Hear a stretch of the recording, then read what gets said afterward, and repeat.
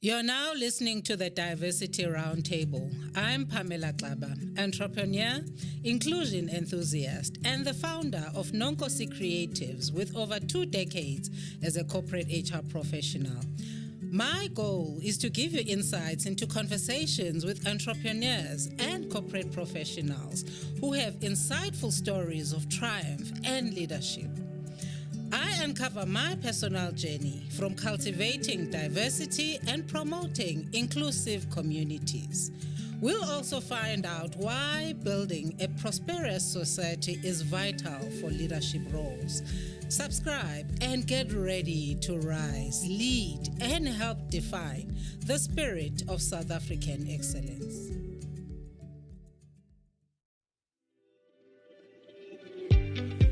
Hey everyone, Marlene here, Franklin Covey, South Africa. We develop exceptional leaders at every level. We build personal and interpersonal skills. We create high-trust cultures, and we provide powerful execution frameworks.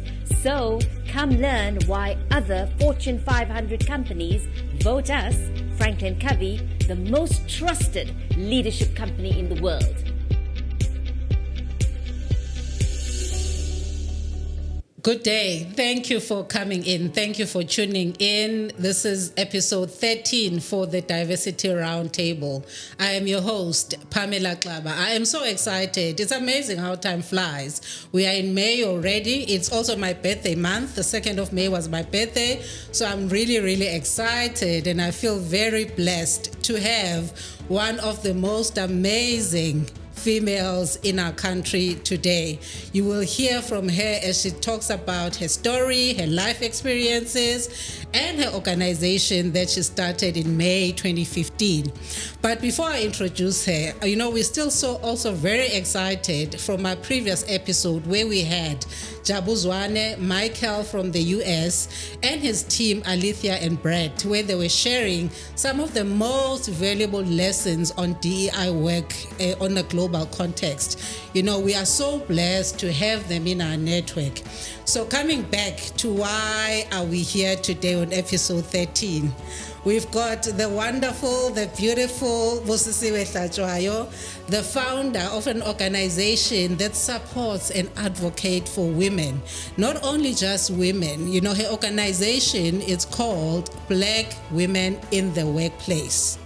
It's quite a loaded name for an organization. So that's what actually piqued our curiosity as the Diversity Roundtable to say, let us invite Busi. It's amazing what social media does. Look, I'd never met this woman, this remarkable human being called Busisiwe. I've just met her on social media, one of the platforms, following her, looking for diversity experts in our country, and I came across an organization called Black Women in the Workplace, and I thought, sure, what is this about? What is she talking about?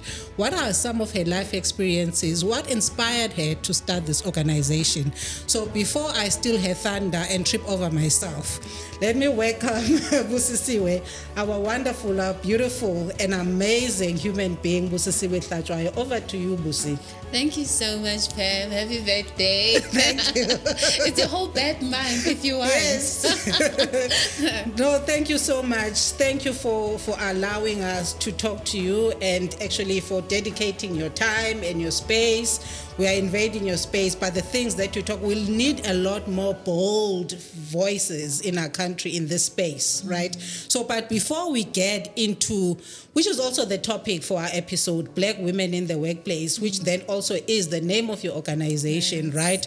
But before we get into that, who is Busisiwe? Can you let us into your personal space in terms of who are you? Okay. So my name is Busisiwe. I'm a Black woman leadership coach and founder of Black Women in the Workplace. And Black Women in the Workplace is a company that is aimed at helping Black women position themselves for leadership positions, navigate race and gender bias in the workplace, and be effective leaders in the workplace. I am originally from Pretoria, so I was raised in Mamelodi. And, some people ask why, what how did you get to this place? Why did you start this organization? And I think that my life history, you know, as Steve Jobs says, you connect the dots from looking back. Yes. And when I look at my life history, I realize how my life was driving me towards this destiny. Yes. You know? I do not have any class advantage. I was, you know, born in poverty, like many Black young women. Yeah. You know, struggling, and I think if I go back and think of where this started, I was in the Adventist church, which I'm very grateful for, because I think I got a lot of training in terms of leadership, in terms of public speaking. You know, we used to have committees, and you would have committees with, you know, professors and professional CEOs in organization, and you might be the leader, leading meetings, reporting, you know, coming up with strategies for the year. So that really built my my leadership. Yeah. And I think it was even at the church when I started thinking about women issues. Yes. I think the church is a great place, but sometimes you do find some level of misogyny against women. You know, when people want to be popular, you know, they'll have these sermons against women. Why do you dress this way? You know. Yes. And you feel like, but what is my place? Yes. Where is my place here? And so when I started going into preaching and talking, because in the Adventist church you have a chance to, you know, preach, to speak, all of you, I started really researching the role of women in the Bible. Yes. And where do they stand? And so I started preaching around that area, around women. Yes. And kind of dispelling some of the myths around how women have been portrayed sometimes. Yes. In the way people preach, which is not necessarily how often the way the Bible defines them, or with the way the stories are told. Yes. So I really wanted to find myself in this place. So it started there. I've since deconstructed my religion and I've opened it up. So it's no longer so, my spirituality is no longer so organized religion. But that's where I started, and I really want to honor the church for shaping me and for training me. Yes. And then it's also the women in my family. My mother was a very strong woman. She had to be, you know. She was an orphan at a very early age. I mean, we grew up in my great-grandfather's house. And fortunately, she worked, even though she worked very hard. I mean, she used to take the train. I remember it was school holidays, so I went to work with her. And the train ride was 2.5 hours going and back. Sure. And she would work 1 week day shift, 1 week night shift. So if she's working night shift, she'd get home around 8, and at 2 p.m. she needs to go back. You know, so she worked very hard, and so it was a very tough period for her. And I think the family relied on her a lot. And I think for me that was a first example of strength. Of pushing through, of leadership even, you know, from a family point of view. Yes. And then so I think my first brush with race, because I've already spoken about my rush with gender within the Black community, because that doesn't come up. Race doesn't come up a lot, but gender came up. Race came up when I went to the University of Pretoria to study there. And I won't say that I had an experience of racism. But the culture was so different. The culture is very African, you know, text y'all and all of those things. So you're just coming in, and I had always been in the Black community all my life, primary school, high Yes. school. Yes. I was affirmed for my intelligence. You know, Yes. I was at home. I was known. I'm the smart one. Yes, You know, yes. I'm Mrs. Number One. You know, this was the time of number one, number two, number one. Yes. And then I get to this place, and all of a sudden, I'm invisible. I feel inferior. I'm struggling. Even in university, all of a sudden, I'm not the smart one. Yes. You know, I'm failing really badly, you know? And I think for a long time, I carried a lot of shame because of that. But now I realize that the education that we got did not prepare us for that type of, you know, I mean, we study from different places, from different schools, which have different investment, and then we all meet in university. Yes. You know, with different levels of preparation. And also when I read the book by Michelle Obama, where she talks about, you know, her experience at Princeton. And she talks about how she saw the Black students sitting together. And even though you don't see it as a race thing, but you find that you need each other. You know, you go to each other to find that home, that a place where I'm seen. More of a safe space. Yeah, more of a safe space, more of a place where you can be yourself, and really find yourself in this place. Because we are now in this class, and I think at that time we probably were 20% of the class as Black students. I mean, I'm not that old. It was 2001, 2000, So, okay, maybe the younger ones would say you're old, but 2001. So we're about like 20% of the class. It was already English. We had an English and Afrikaans class. I had now that they only have English. I'm not sure. Yeah. But so you're 20% of the class. You're sitting together in the front there, and you know, you see white students just enjoying themselves, talking back to the lecturers, back and forth, and you are just bewildered. The examples, the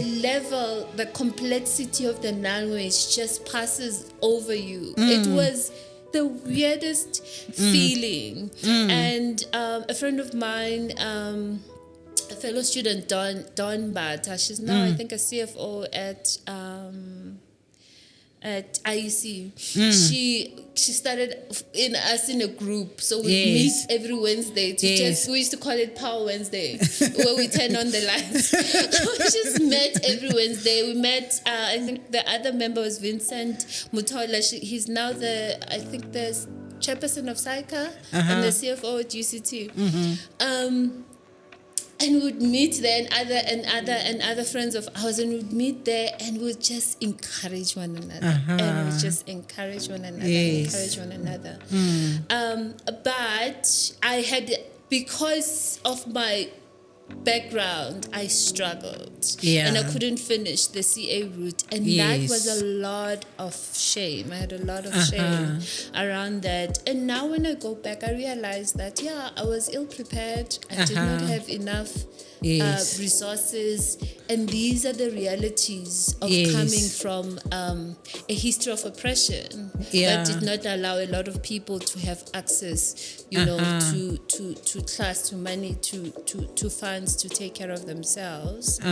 So that kind of shaped my thinking around race. And then when I finished my degree, so I didn't do my honors. When I finished my degree, I worked for one of the big 4 companies. Well, I started working for an entrepreneur, and then the next year I got articles with the idea that if I pass, I can continue. But it didn't work out. But when I was there as well, I am struggling in this place. I'm just struggling. More like the struggle continues. God, I don't have a car. So article clerks and nothing, and peanuts. But the idea is that if you have a car, then you can claim kilos, and then at least you know, help yourself out. And at that time, there were no allowance for taxis. So if you're a taxi person, you're on your own, because there's no process of claiming. Yes.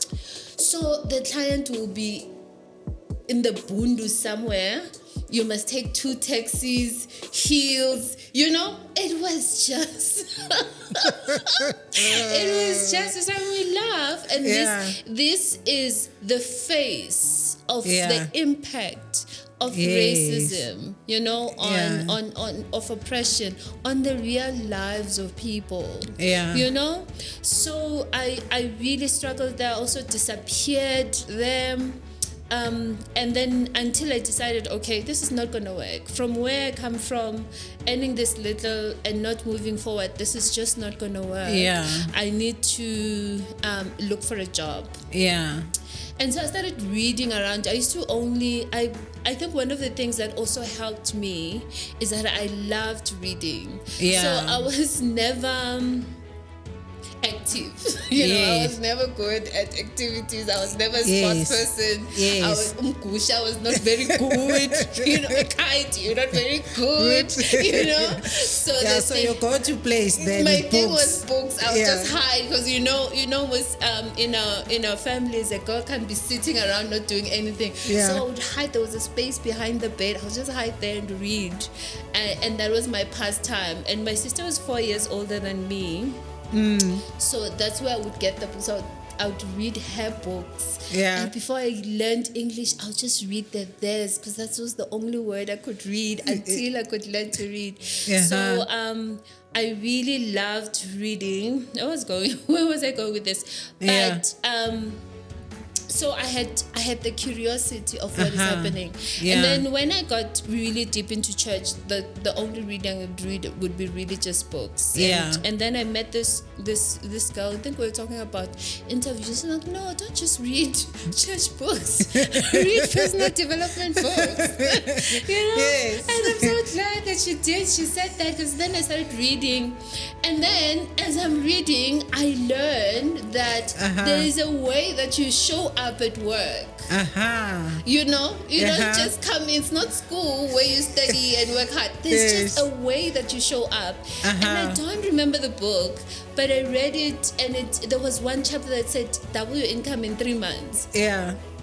And I read the chapter, and in 3 months I had gotten a job that has double the income. Okay, I was like, okay, it works. But in any case, it was, I was moving from articles, so everything was going to be double. Anything I was going to get there was going to be double. But anyway, but it taught me principles of how do you show up in a way that you're seen. And when I got that job, within a year, they approached me for a promotion. And, and every 3 years, I would get promoted just from implementing those strategies. But then I started asking myself, what happened? I think I worked for a white company, a very predominantly white company. And I found that there were challenges there. And that made me to try to understand what were the issues. I had always wanted to start my own company. So I thought it was going to be a leadership and a motivation company, which is one of the lessons that you learn when you get into entrepreneurship. That the difference between entrepreneurship and a job is that it's not about how well you work. In a job, you can be a specialist, and then there's a receptionist, there's the admin person, there's the IT person, there's all of that. But when you get to a company, it doesn't work that way. You are everything. And the biggest skill that you need to learn is marketing. So I took my pension and hired officers, got my coaching qualification. I think when I started my company in 2015, it was Launchpad. And I fell on my face, like royally. Really failed. So let me just hang on, because this is like really now starting to get interesting, right? But before you actually then started your company, so what were, some of the major challenges, that you faced in the workplace, right? At the time that actually then pushed you to actually say, look, let me take the step a leap of faith, because it sounds like it's a leap of faith type of a situation, but you'll tell us more about it. Yeah. But, what were some of your experiences? Thank you for the question. Yeah. You're actually reminding me of what happened just before I resigned. So I've always wanted to, to be a coach, and there's always that seed of I want to be an entrepreneur, but it was going to happen later because I did not have any financial backing, and I was also a young mother. I had my child, my son, the love of my life. I shouldn't say that. He's going to have his own life, but my son at 15. So I was already a mother when I started working. So I had to always think about him when I think of any. That's another story that you'll come back to, right? Yeah, we can come back to. All right, so he's 27 now. Can you imagine? Oh my God! Okay, maybe we'll do that math. 15, 27. Okay, yes. So it was always, I had to think about that, and also I didn't come from a financially well-off family. Yes. So any decision I had to make, I had to think about that. So it was going to happen, but at some point in the future, And then I got a promotion and moved to Cape Town. Oh my God. Then the fun begins. OMG. They showed me flames. Yeah, so I saw flames. That's when I learned that the word noted in an email means, it doesn't mean moted. It means something else. It means whatever. Can you tell us? Can you tell us more about that? I will tell you. So I got in there. I was a risk manager. Had gotten to this office, and Cape Town obviously is not a predominantly black place. Yeah, it might be black colored, like Indian, and then white. So this office was doing very well. It was well known that it's doing very well. I come from a risk management perspective. Yes. So we are going to identify risks. Yes. Tell the company how we're going to mitigate them. Yes. We're going to report them. Yes. I report to head office. I don't report here. And my level is a little bit higher than the other managers. So for the senior, for the supervisor and for the senior, for the GM, I think. Yeah. So I get in there, go from Joburg, work hard, come up, meet with people, write the rest down, go and report to them. And I don't know what is happening up there based on the reports. It's supposed to, branch is doing well. All of a sudden, there are things, So apparently there was a meeting. So there was a lady there who was originally from Joburg. Okay. So we became very close. Okay. So apparently there was a meeting where they said, she's here to sabotage us. Anyway, anything is a risk. A chair is a risk. When you sit in a chair, it's a risk. You can fall, And so we are going to freeze her out of meetings. And we when you send an email, just send noted. Just say noted.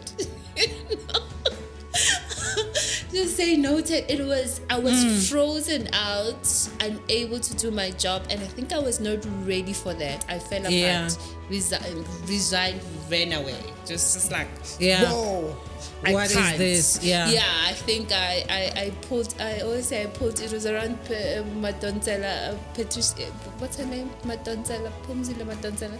Is it Pumzile? No, Tuli Madonsela. Yes, yeah. Is it around Tuli Madonsela? Like I pulled the Tuli Madonsela and I saw flames. Yeah. But now going back, when I start researching these issues, I see. Yeah. My ignorance of the dynamics of coming into leadership, into power space, of seeing the impact of anything that I do and how what happens to it.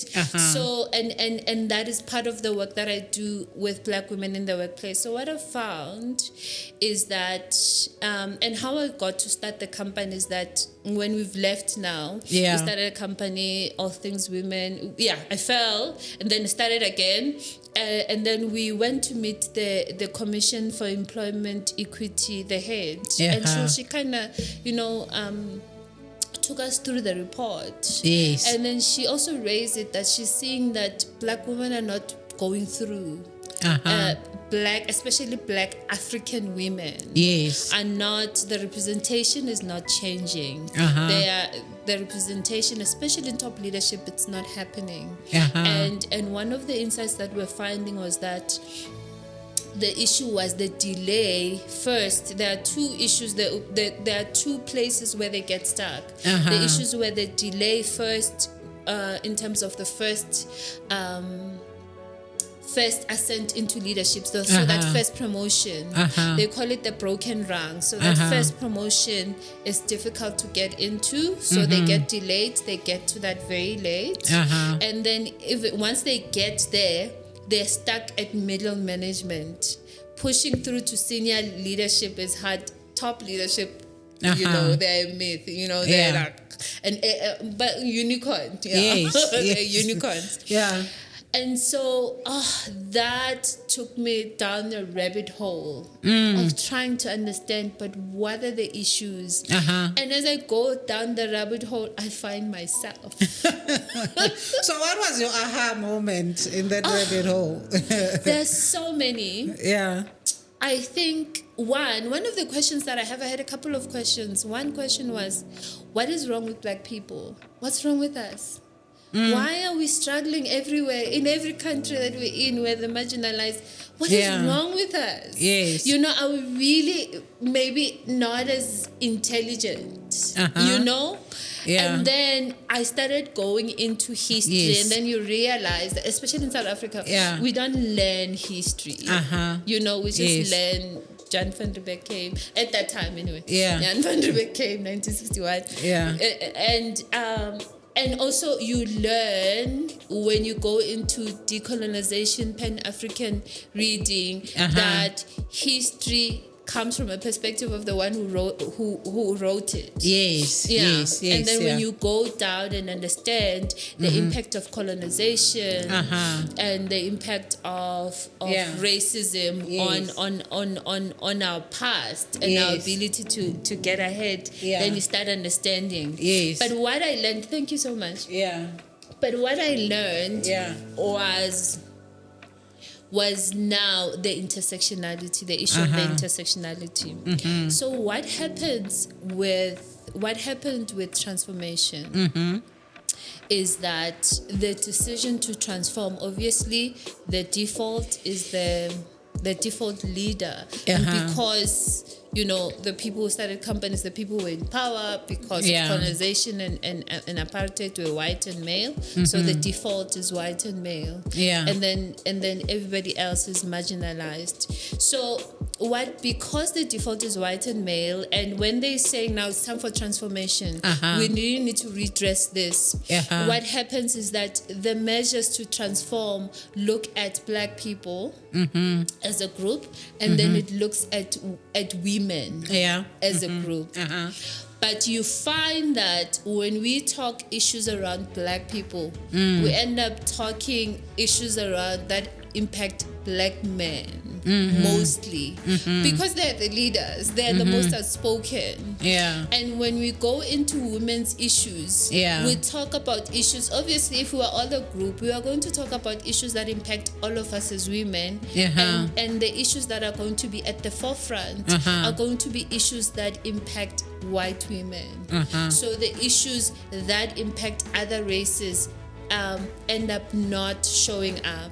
And I saw this, one of the texts that I was reading that really articulated this was the McKinsey Institute creates a few texts, please. So the McKinsey Institute does a Women in the Workplace report every year. And in 2020, they did a State of Black Women in the Workplace report. Yeah. And in that report, they articulated the issues around the intersectionality of the Black woman's experience. So, for an example, Black women would face the same things that Black men face, and the same things that women face, but the impact of their race creates a different experience, additional experiences. For an example, there is no other race that is called angry, the angry Black woman stereotype, the strong Black woman stereotype, the mammy archetype. The mammy stereotype is that the ever devoted domestic worker who loves, working hard and doesn't want, they just love working and they're part of the family. And so even when we get to the workplace. Oh, you know what, Busi? Honestly, you are triggering so many thoughts. Honestly. And I let you just come in. I just let you come in. You are honestly triggering so many thoughts because, it's such a triggering trope, this strong Black woman, So I'm just thinking that, looking at, I know that we're talking in the context of African Black women, right? Yeah. But then, I think you did mention that I think you mentioned the Minister of Employment Equity. You had a discussion with her a few years back when you started your organization. So looking at our constitution, because, I also don't want us to maybe present yes, we talk about our experiences because these are real experiences, right? But then how do we get the Black women brand out of the victim mentality? So how do we get there? Because also just looking back at some of the episodes that I recorded, there was an episode that I had with a lady called Nomthandazo. Where she mentioned that, so much time has passed. Yes, we've had all of these painful experiences and how we experienced either university or school and coming in and whatnot. And then through time, then you get into certain spaces because of our upbringing. Sometimes it becomes difficult for us to actually realize that where we are today, we actually have the privilege and actually maybe the power to position and to present ourselves as victors versus victims, So then in the context, so coming back then in the context, a more directed question, in this picture that I've just painted, so how does our constitution, so someone who's listening to this, right, and say, okay, here's Busi, here's the story, some of the struggles, background, and all of this, how does then our constitution define Black women, Thank you. And then what does this do in relation to other women that are not defined as Black? So we'll come back to that to talk about that. But then given the context of the work that you do and your experiences, can we then just unpack that in that context? Yes, thank you for leading me to that question. So when you look at the employment equity stats, so I spoke to the chairperson of the organization, so not the minister. So when you look at the employment equity stats, I think they stopped in 2023, in 2022, but up until 2021, they would break down the stats into white men, Indian men, Black Indian, Black colored, Black African men, and then white women, Black Indian women, Black colored women, Black African women. And what it showed was that white men are 5% of their country. And at some point they were about 60-70% of the top leadership. But now they're about 50%. So we are getting some traction in terms of diversity in leadership. But you find that Black African men about 44% of the country of those stats, and they're about 10% of top leaders. And then Black women about 37-38% there. And they make up about 6-7%, and the stats are over 3 years. So they show you the trajectory throughout the years, and it's always 0.6 change, 0.6%, 0.5% change. So the change is very slow. Yeah. In terms of representation, Yeah. and then you look at white women. Yeah. White women, I think about 4% of the economically active EAP, population, yeah. because it's not population. Yeah, it's EAP, Economic, yes, yeah. it's EAP. So they're about 4%, and they are about 13% of the top leaders. So what we learn from that is that transformation is advantaging very much the white women's representation, and that makes sense because when you understand the different biases, conscious biases that happen in the workplace, there's this bias that is called affinity bias, and it says that so for people to get ahead, they need mentorship, they need sponsorship, they need someone to advocate for them to get further. And because it's very easy to relate to people we've known who remind us of who we are. If people who are in leadership are white men at that time, the people who are closest are white women. So that's just affinity, besides even thinking about racism and sexism. So you find that in terms of their representation, the measures towards employment equity are helping accelerated their representation very highly, very fast. So they are 4% of the country, 3.9, and about 13% at that time. I think it was 2021. And then you look at the Indian population. I think they were like 1%, if I'm not sure, a very low percentage, and also highly represented. Yeah. And then the next is the black coloreds. Yeah. And obviously, and men are always more represented than women. Yeah. So now when you start unpacking the reasons for that, one is that there was a hierarchy in this country of non-whites, and that impacted on the investment in terms of education, for example, in terms of the places they got to live. We know. So the hierarchy was Indian, coloreds, and black people. And even the investment in terms of education, in terms of the places they stayed, whites the best, and then Indians a little bit better, coloreds a little bit better, and then the rest.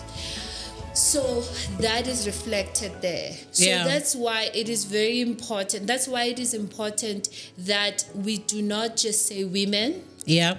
And also that's why it is important that we do not just say black women or the term that is used in the US, women of color. Yeah. If we are going to be fully represented in those spaces, we have to pull all of us, all of our different experiences, because when we don't, it is reflected in the statistics that those peoples whose experiences are not highlighted remain behind. And it's the same issue in the US. When I talk about that report, there is a quote there that says, white women's experiences are worse than men's experiences in the workplace. The women's of color are even worse than white women, and the black woman's experience is the worst of them all. And another quote that drives my work is a quote from, so there was there's this group in the US called the Combahee River Collection, and it was black women who sat and said, we are in these movements of emancipation, of struggle. We sit with men and we work with them, but when we raise our issues, they say, wait. It doesn't matter. And also, there is some oppression towards us as their women. And when we're sitting in women's issues as well, when we raise our issues, it's wait. Yeah. So we sat down and said there are issues that impact us because of the intersectionality, and in some ways they call it the overlapping experience of not just being a woman and not just being black, but the intersectionality of that experience. And it's fascinating that I think a few days ago, I've been wanting to read Dr. Judy Dlamini's book, Equal but Different. And in the first chapter, she really goes into those issues that one of the things that are an issue is that Blackness came with class issues as well. Yeah. You know? And class issues then is also about what access do you have? What is your... Also, well, even though she didn't talk about those things, but things like, you know, what is your accent? And how does that impact you? You know? Where do you come from?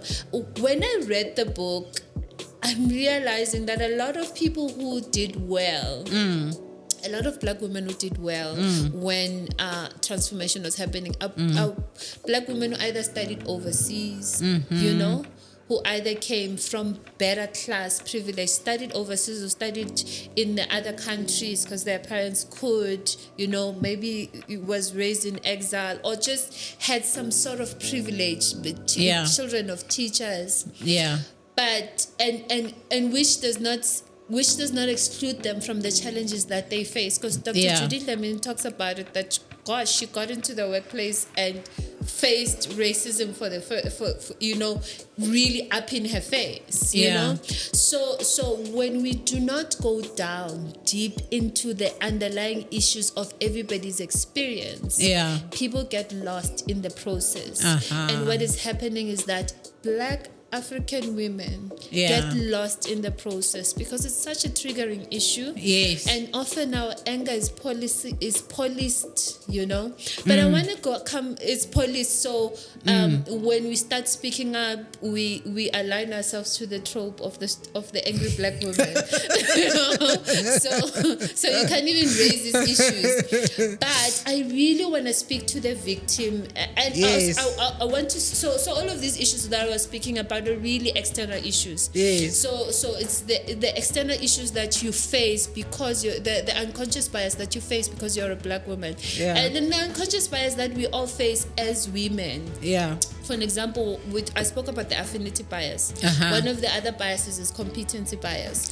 So this idea that a leader is a man, and if you're a woman, you're not a good leader. So you have to prove, do double the work for half, you know. Yes.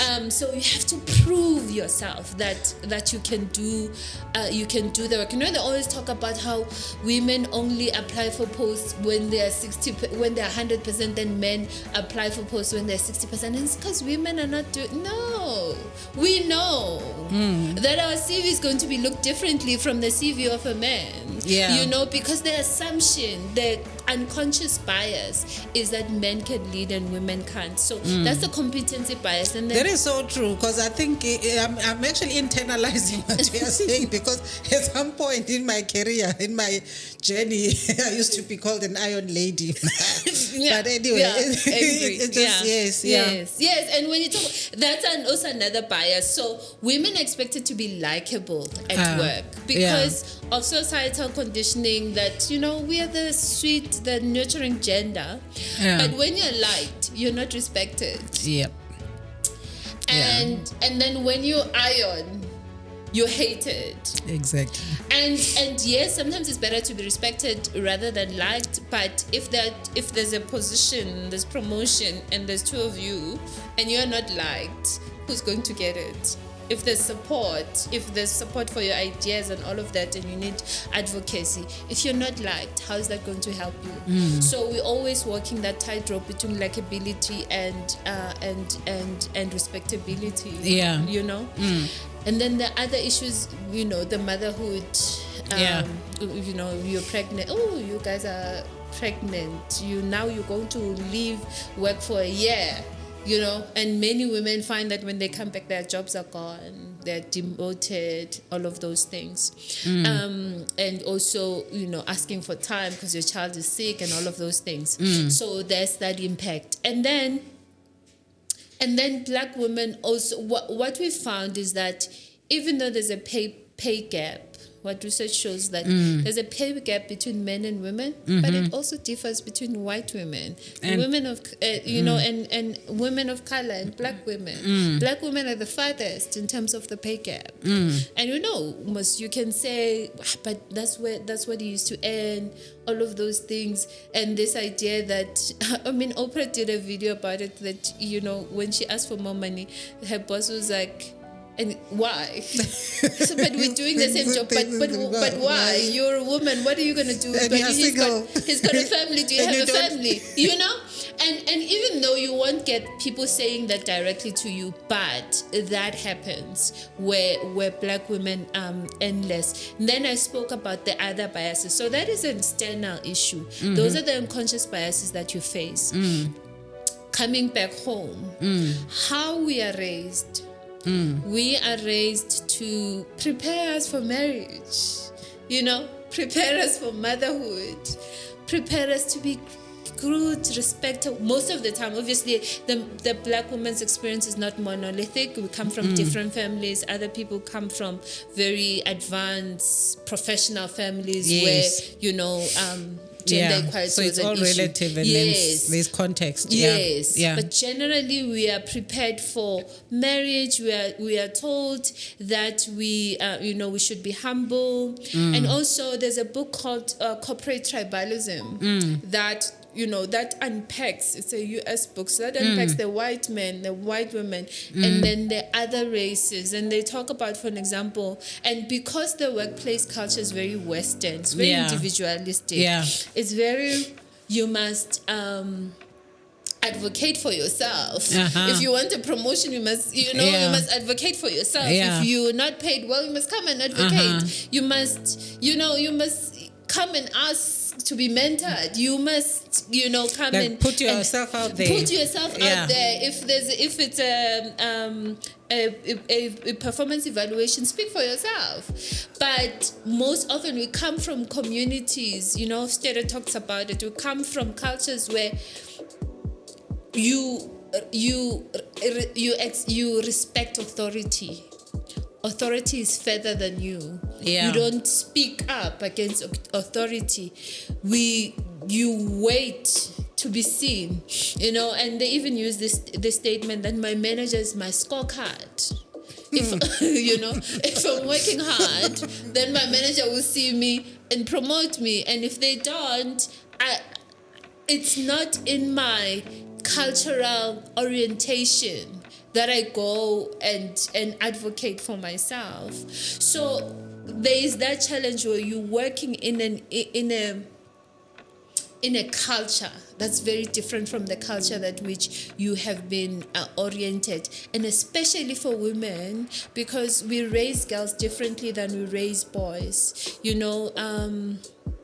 Is it Professor Pumla Qola talks about the fact that the public arena is the arena of men, and then the private home is the arena of women.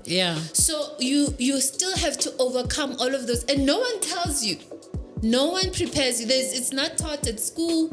It's if you are the first professional in the family, you won't hear this until you get emails that says noted. You won't hear this. And then in your mind, you're like, okay, noted. Okay, we're on the same page. We agree. So I'm sorted. I'm fine. It doesn't click that. It means something else. So how we are raised, and then the impact of poverty on your self-esteem, the level of education that I've just spoken about.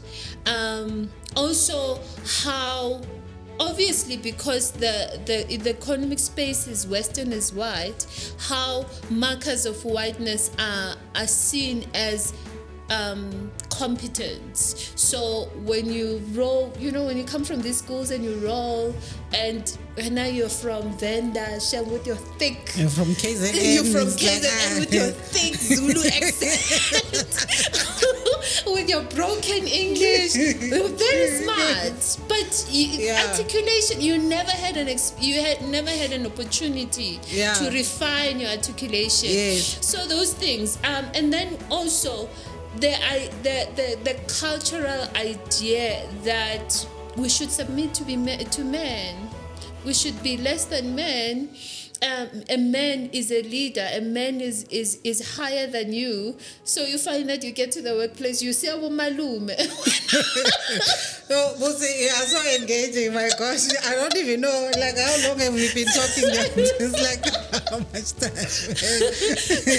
you know. So, but I think let me just stop you because you're gonna get into another space, and I'm just gonna lose my train of thought. Before we stop, I want to talk to victimhood because this comes up a lot. Yeah. What my observation has seen that there are 3 stages that black women go through. So the first stage, or women go through. Yeah. The first stage is when you're oblivious to these challenges. You're just oblivious. And I talked about how I had shame for so long because of my failures. This is when you're oblivious and you think it's me. I'm not good enough. I'm not smart enough. You know, I didn't work hard enough. I didn't try enough. All of those things. This is where you internalize everything as I am not good enough, and that's when it impacts your mental health, and you find people get onboarded for help because it's just I am failing in this thing that I wanted to do. And then the second stage is when you start to learn about these things. And then you go in. So the first one, I call it the unconscious victim. You're just a victim, but unconscious. You just internalize everything. The second stage is conscious victim. Now you learn about these things and you say, no, they're not going to tell me anything.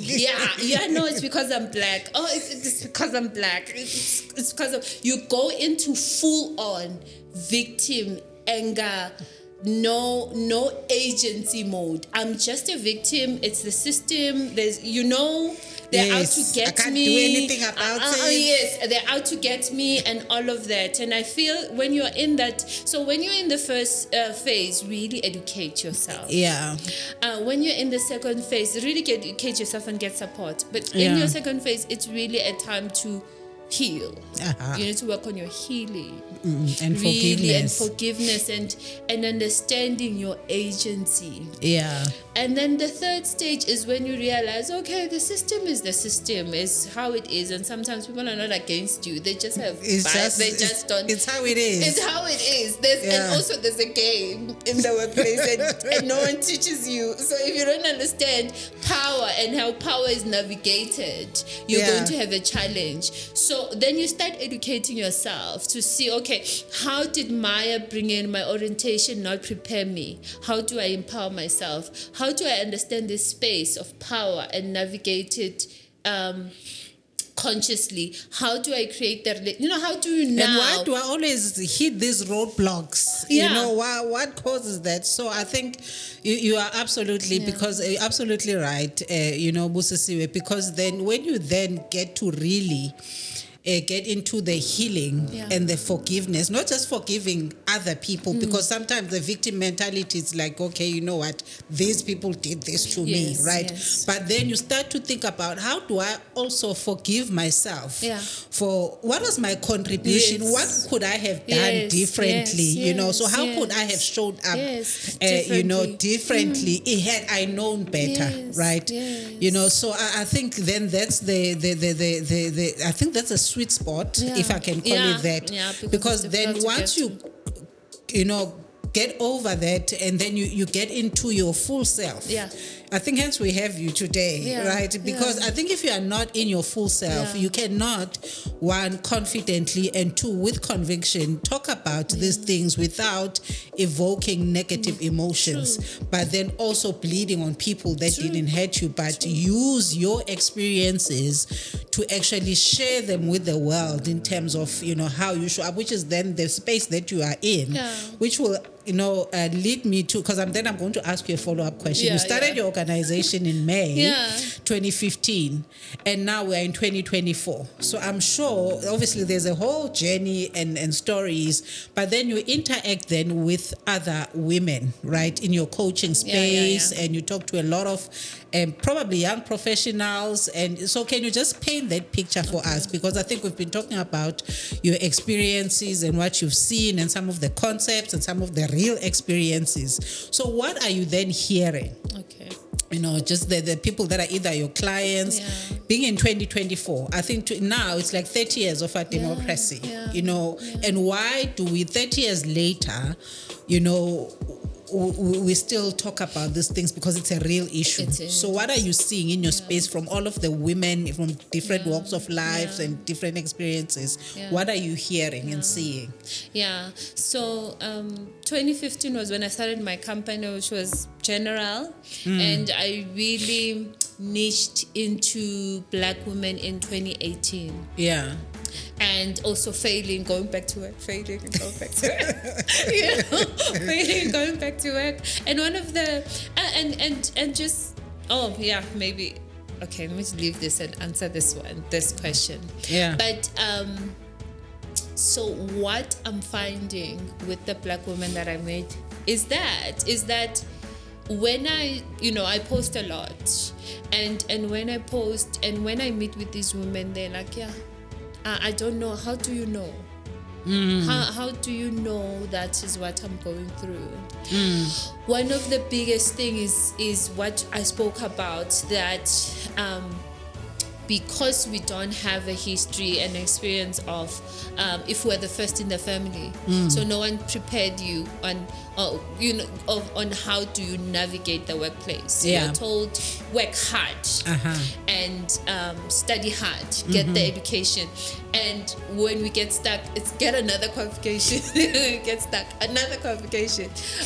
So because I always say that if you only have a nail, as the saying goes, if you only have a nail, when you only have a hammer, every problem becomes a nail. So we have what we've been given. Our heritage is education and hard work. So I find that these women say, I've worked hard and I've been promoted, but I feel stuck. I feel like I don't know what I need to know to move from here.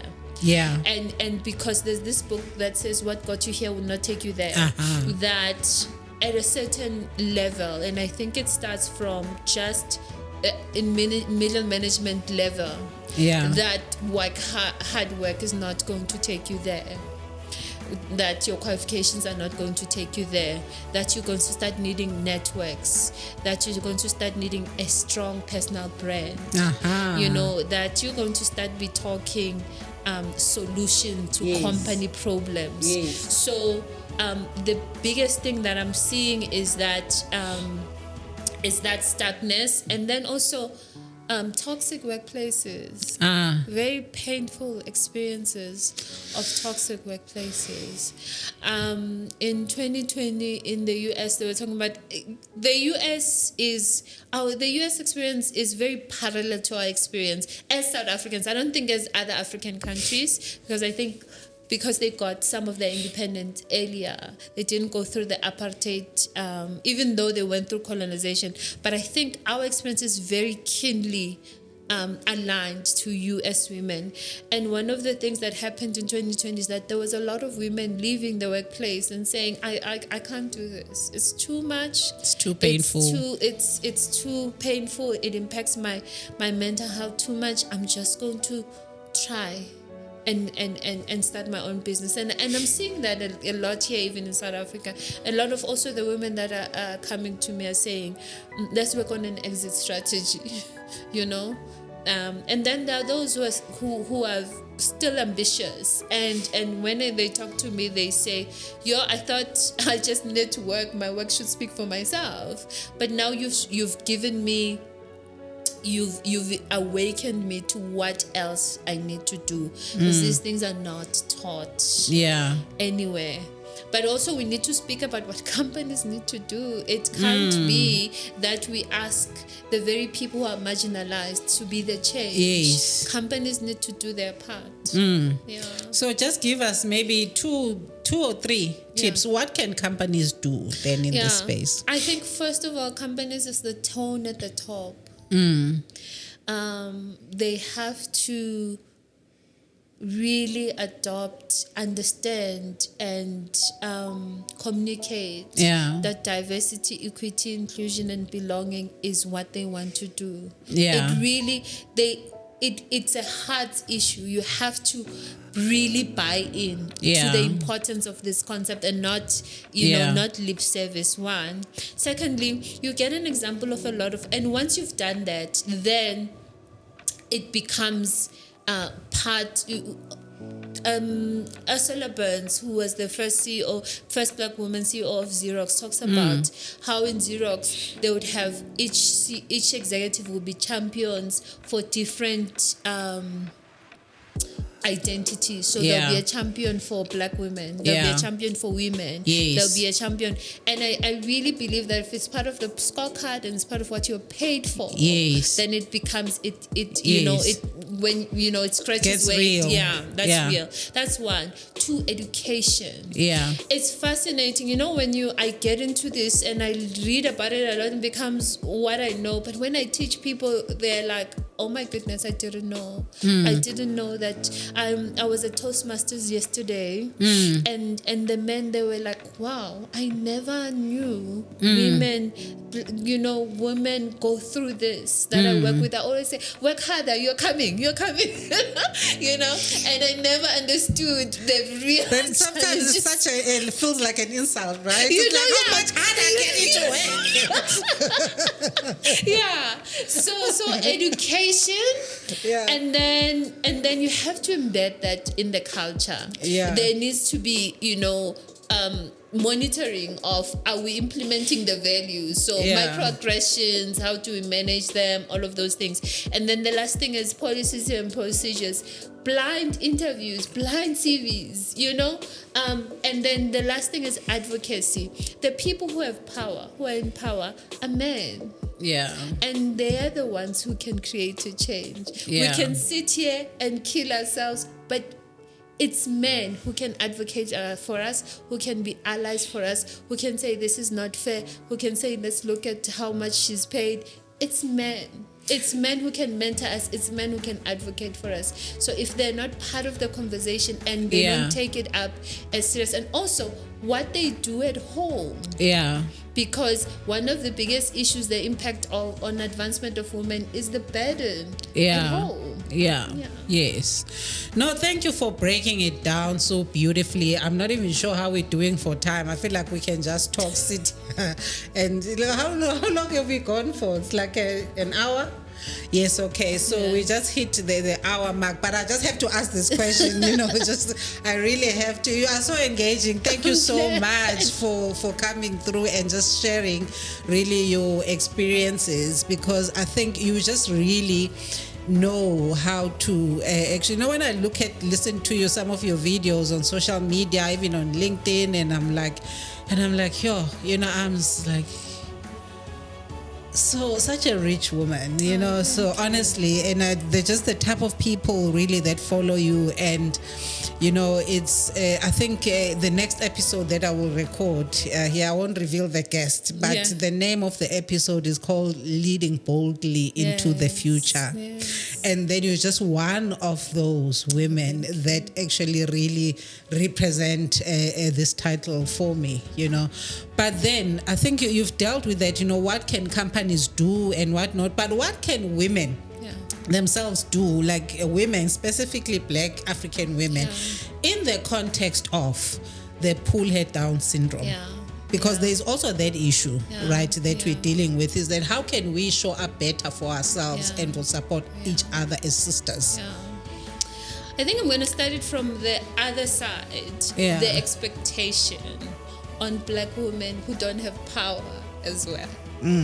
First of all, you find that this Black woman worked so hard to get to the top, and even there, she doesn't really hold full power. She's still fighting. Yes.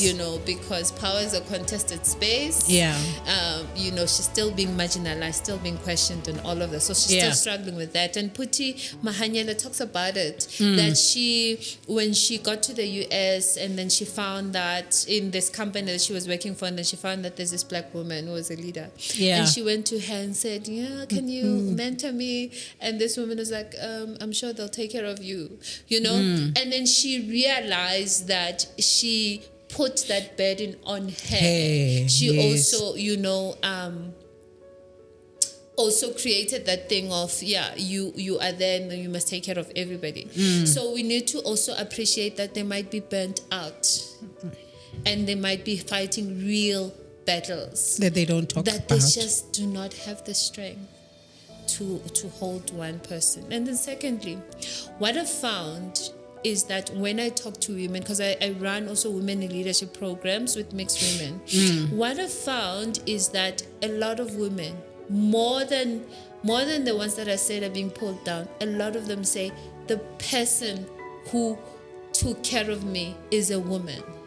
The person who was my bestest boss is a woman. Yeah. So as much as we talk about it, it's not as prevalent. I think we don't talk enough about positive experiences of women assisting each other, women taking care of each other and helping each other out. So that's secondly. Yeah. And thirdly, yes, there is a pull me down, because there's also this thing of, if you're doing well as a woman, as a black woman, you are treated as a unicorn. You're the first black woman to do this. Oh my goodness, you're the model black person. It's such a setup. Hey, this first black woman thing. Yeah, it is. Honestly, yes. And can we just annihilate that?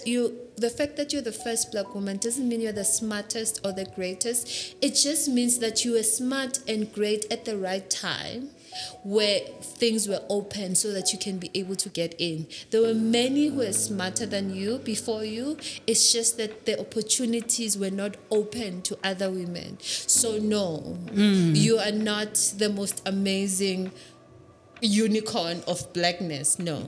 So let's finish that. So this idea of I'm so enjoying the accolade, I can't have another person taking the spotlight. That is also an issue. And two, as also someone said in this book, they were saying that we're fighting for a space in the bottom. So there's only this much space in this part, and only one of us can have it. So we're fighting against that. And then the last one is generational. Yeah. So women who came before us, who fought, who had to be men, and then they see you're wearing pink here, you coming late because you're taking your child to crash. Like, you're not taking this seriously. I worked so hard to get here, and you are just, So there is also that thing of the generational differences. That feels like I've worked so hard and you are not taking it seriously. Yes. So those are the issues, but Yeah. Busi, thank you very much. Thank you. Before this turns into a 2-hour episode instead of a 1 hour. But thank you so much for your richness. Thank you so much just for being bold, for being you, and for just being open to just really talk about the real issues, because I think, when I like your space, because, you say things as they are, things that people think about, but they're either scared to say them, or they don't know really, how to share some of their experiences, because people are afraid of being judged, and I think a lot of it also comes with shame.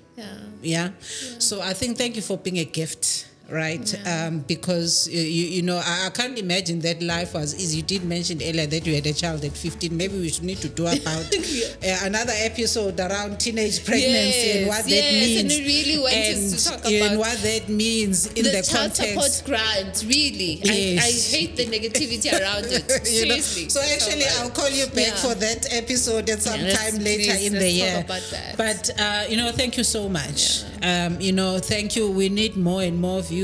And I think we really need to support each other, and I'm just so proud of, the network, the community rather, that you have been able to build around yourself, because we know just leaving the safety net of corporate and starting your own business, it's like you're going into this black hole, you don't know, and some of the things, they shock you, like, oh my goodness, because you go in there so ambitious and you think you've got like this idea figured out, and then the minute you start doing this thing, there are like 100 other people doing the same thing that you're not. But then the beauty of that, so I recently signed this partnership with Franklin Covey South Africa, and the more I engage in their content and I read about their content and whatnot, is that a person must actually make a commitment to create platforms or situations or where there's mutual benefit. So it must be a conscious effort that you make, that how can I engage in such a way that I create win-win situations for myself and others, rather than competing, because that's another thing that we don't talk about enough, right? That we see Busisiwe doing something, and then instead of going to Busisiwe and finding out what her experience is, what has she learned, how do we then elevate her? No, you want to look at Busisiwe and then go and compete, and which then defeats the purpose. But thank you so much. I can go on and on and on, but let me stop. Can I just say as well? Can I just say, I do it afraid. It's a courageous thing. Yes. I do it afraid, and also it's easier, not easy, it's easier now that I'm on my own. But there was a time when I was scared, and I'm not going to get any work because I speak about these issues. But they compelled me, the passion compelled me. So I do it afraid, and I think that women should not feel bad when they're afraid to say these things. It's okay. It's a jungle out there. It's tough. So I do it afraid. And let not be a confusion that I'm just this hero. It's sometimes scary, but I have to do it. Somebody has to do it. Ladies and gentlemen, thank you for coming in. Thank you for tuning in. We have just really listened to a very engaging episode with Busisiwe, the founder of an organization called Black Women in the Workplace. Thank you for unpacking it so beautifully. We love you. We appreciate you. And this is the end. Thank you for having me. Thank you.